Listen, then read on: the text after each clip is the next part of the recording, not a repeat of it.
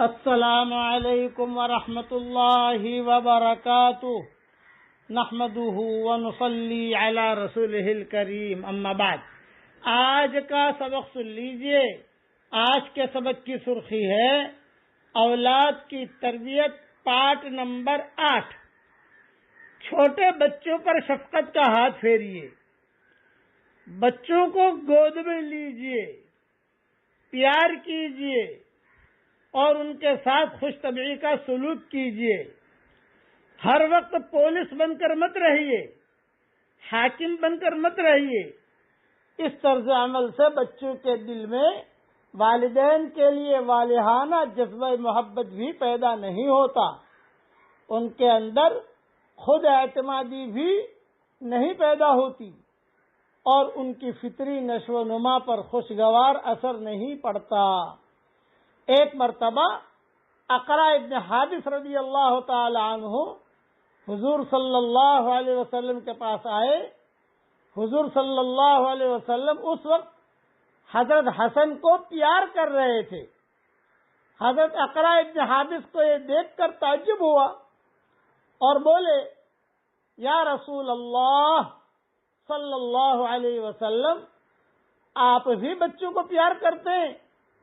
میرے تو 10 بچے ہیں، لیکن میں نے تو کبھی کسی ایک کو بھی پیار نہیں کیا۔ تو حضور صلی اللہ علیہ وسلم نے اقرع کی طرف نظر اٹھائی اور فرمایا، اگر خدا نے تمہارے دل سے رحمت اور شفقت کو نکال دیا ہے تو میں کیا کر سکتا ہوں؟ حضرت عمر رضی اللہ تعالیٰ عنہ کے دور میں حضرت عامر کسی اہم عہدے پر تھے۔ ایک بار حضرت عمر سے ملنے کے لیے ان کے گھر پہنچے۔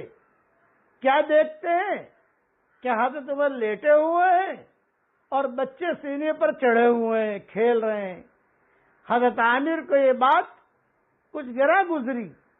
امیر المومنین نے پیشانی کے اتار چڑھاؤ سے ان کی ناگواری کو بھانپ لیا اور حضرت عامر سے بولے، کہیے آپ کا اپنے بچوں کے ساتھ کیسا برتاؤ رہتا ہے؟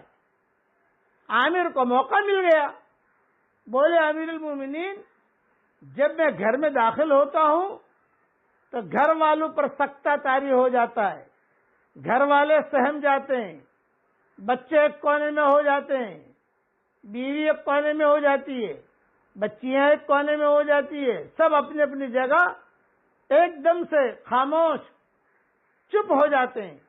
حضرت عمر نے بہت سوچ کے ساتھ کہا اور بہت درد کے ساتھ کہا، عامر، آپ امت محمدیہ کے فرزند ہوتے ہوئے یہ نہیں جانتے کہ مسلمان کو اپنے گھر والوں کے ساتھ کس طرح نرمی اور محبت کا سلوک کرنا چاہیے۔ اولاد کو پاکیزہ تعلیم اور تربیت سے آراستہ کرنے کے لیے اپنی کوشش وقف کر دیجیے اور اس راہ میں بڑی سے بڑی قربانی سے بھی دریغ نہ کیجیے۔ یہ آپ کی دینی ذمہ داری بھی ہے اور اولاد کے ساتھ عظیم احسان بھی، اور اپنی ذات کے ساتھ سب سے بڑی بھلائی بھی ہے۔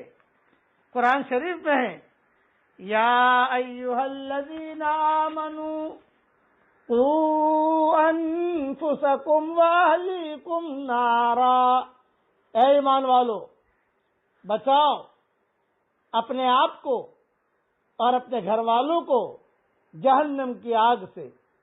اور جہنم کی آگ سے بچنے کا واحد راستہ یہ ہے کہ آدمی دین کے ضروری علم سے واقف ہو اور اس کی زندگی خدا اور رسول کی اطاعت و فرما برداری میں گزر رہی ہو۔ حضرت محمد صلی اللہ علیہ وسلم کا ارشاد ہے، باپ اپنی اولاد کو جو کچھ دے سکتا ہے اس میں سب سے زیادہ بہتر عطیہ اولاد کی اچھی تعلیم و تربیت ہے۔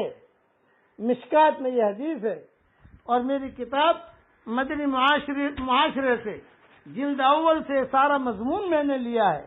اور حضرت محمد صلی اللہ علیہ وسلم نے یہ بھی فرمایا، جب انسان مر جاتا ہے تو اس کا عمل ختم ہو جاتا ہے، مگر 3 قسم کے اعمال ایسے ہیں کہ ان کا اجر و ثواب مرنے کے بعد بھی ملتا رہتا ہے۔ نمبر 1 کہ وہ صدقہ جاریہ کر جائے، نمبر 2 وہ ایسا علم چھوڑ جائے جس سے لوگ فائدہ اٹھائیں، نمبر 3 صالح اولاد جو باپ کے لیے دعا کرتی رہے، ماں باپ کے لیے دعا کرتی رہے۔ اس لیے اپنی اولاد کو صالح بنائیے، صالح نہ بنائیے۔ صالح کہتے ہیں گنہگار کو، صالح کہتے ہیں بھلے کو۔ اللہ تعالی ہم سب کی قیامت تک کے آنے والی نسلوں کو صالح بنائے، اور بے نمازی بننے سے اللہ تعالی ہماری اولادوں کی، اور بے دین بننے سے اللہ ہمارے اولادوں کی پوری حفاظت فرمائے۔ آمین۔ وآخر دعوانا ان الحمد للہ رب العالمین۔